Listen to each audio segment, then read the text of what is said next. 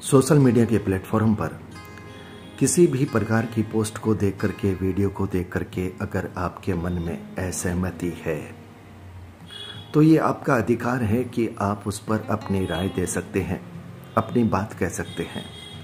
पर क्या अशालीन भाषा में, अमर्यादित भाषा में, गाली गलौज की भाषा में ही किसी संदर्भ में अपना विरोध प्रकट किया जा सकता है? क्या अशालीन भाषा के विरोध में कुछ अधिक ताकत होती है? क्या आपका वो विरोध समाज सुधार या विचार सुधार की भूमिका अदा कर सकता है? नमस्कार, मैं संजय सनम, आप सबका स्वागत।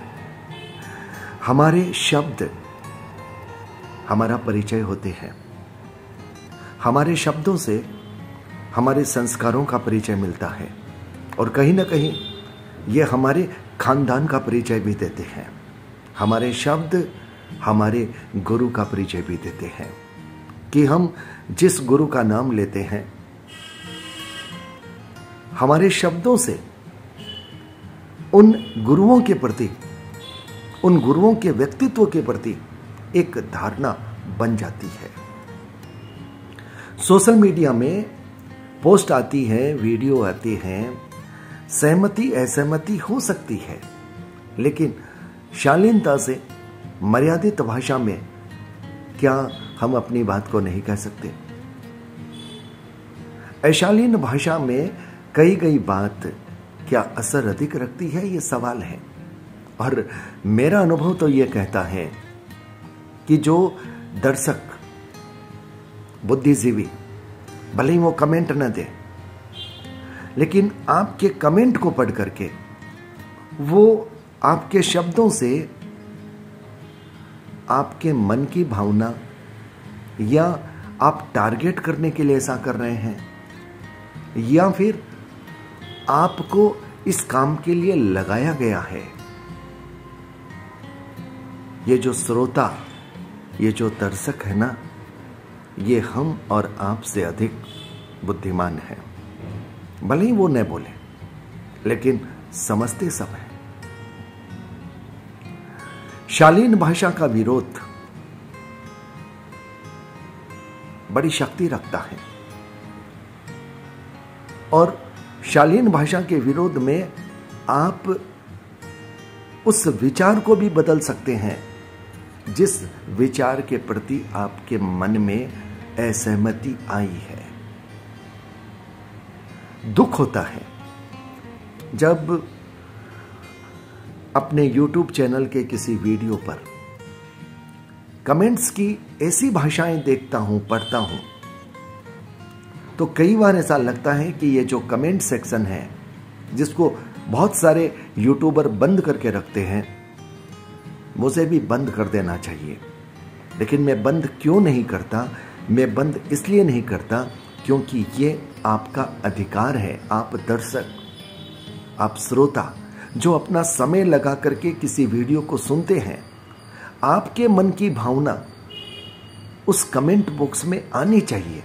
लेकिन अगर शब्दावली ओछी हो, गाली गलौज की हो, तो फिर मुझे लगता है ऐसे शब्द नहीं आने चाहिए। कमेंट बॉक्स बंद करके ही रखना चाहिए। कभी कभी ऐसा लगता है कि एक तंत्र काम करता है, षड्यंत्र के रूप में। आप अगर किसी पक्ष से सहमत नहीं है तो आपने अपने कुछ लोगों को लगा दिया और वो हर कमेंट पर अपनी ओछी शब्दावली का प्रयोग करते हैं। मुझे दुख हुआ कि कमेंट मुझ पर भी आया कि आपने पैसे लेने के लिए वीडियो बनाया है। कुछ कमेंट ऐसे हैं कि साधु संतों पर नहीं बोलना चाहिए। देखिए, साधु संतों की, आचार्यों की सम्मान की जो बात है, हम उसको तहे दिल से स्वीकार करते हैं।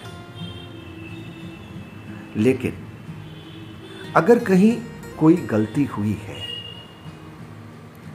वो गलती अगर वहां पर कही भी गई है, उसके बाद में भी अगर उस गलती में सुधार नहीं हुआ है, सवाल रखे गए हैं, सवाल का जवाब नहीं मिला है, सवाल का समाधान नहीं हुआ है, और अगर हम ये कह दें कि हमको साधु संत आचार्य भगवंतों के लिए कुछ भी नहीं बोलना चाहिए, तो साहब ये बिल्कुल वैसा है कि आप गलती पर ढक्कन लगाते जाइए, पर आप बोलिए मत। समाज सुधार ढक्कन लगाने से नहीं होता। समाज सुधार विसंगतियों पर झाड़ू लगाने से होता है। समाज सुधार किसी को टारगेट करने से नहीं होता। समाज सुधार तटस्थ भाव से, निष्पक्ष भाव से, दोनों पक्षों के प्रति अपना सम्मान रखते हुए सही को सही, गलत को गलत अपनी बुद्धि, विवेक, विचार से कहने से होता है। किसी के कह देने से, कोई बात उठा देने से समाज सुधार हो जाएगा, मैं इस बात को भी नहीं मानता, क्योंकि विसंगतियों पर आवाजें उठती रही है, सुधार नहीं हुआ। लोग कहते हैं कि क्या फर्क पड़ता है, आप लोग बोलते रहते हैं, लिखने वाले लिखते रहते हैं और वो करने वाले करते रहते हैं। बात सही है, लेकिन पहले कुछ लोगों को भी पता नहीं था। समाज के आम आदमी को पता चलता है कि हमारे समाज में हो क्या रहा है। कम से कम उसकी बुद्धि, उसके दिमाग की खिड़कियां तो खुलती है। वो जब भी कहीं जाता है तो उसके दिमाग में वो सोच तो रहती है कि कहीं यहां ऐसा तो नहीं चल रहा। समाज सुधार कुछ व्यक्ति नहीं कर सकते, कुछ शब्द नहीं कर सकते, कुछ आवाजें नहीं कर सकते। ये सिर्फ जागरण कर सकते हैं, जागृत कर सकते हैं। समाज सुधार आम आदमी की जिम्मेदारी है।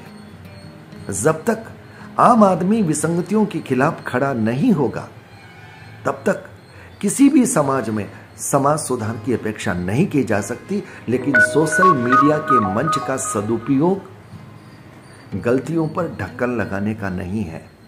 गलतियां बताई जानी चाहिए, समझाई जानी चाहिए। उसके बाद में अगर सुधार न हो तो फिर सोशल मीडिया के प्लेटफॉर्म के माध्यम से समाज के हर व्यक्ति तक जानी चाहिए, ताकि वो समझे कि उसके समाज में चल क्या रहा है। ये आम आदमी की ताकत है साहब, जो तख्तो ताज बदल देती है। और जिस दिन समाज का आम आदमी जग जाता है, खास लोगों का जो कहीं तंत्र चल रहा होता है, कहीं कोई मिलीजुली सरकार षड्यंत्र की चल रही होती है, कहीं कहीं कोई स्वार्थ पूर्ति के साधन बन रहे होते हैं, कहीं कोई ऐसे गठजोड़ चल रहे होते हैं, तो जब आम आदमी जग जाता है तो सारे षड्यंत्र, सारे तंत्र स्वतः टूटने लग जाते हैं। मैं सोशल मीडिया पर दुष्प्रचार का विरोधी हूं। किसी को टारगेट करके, किसी के खिलाफ अपनी खुन्नस निकालने के लिए किसी भी तरह का दुष्प्रचार, मैं उसके खिलाफ हूं। लेकिन सही बात तटस्थता के साथ, निष्पक्षता के साथ जानी चाहिए। पर हम किसी पर भी अपनी बात कहें, उसमें शालीनता होनी चाहिए, उसमें मर्यादा होनी चाहिए।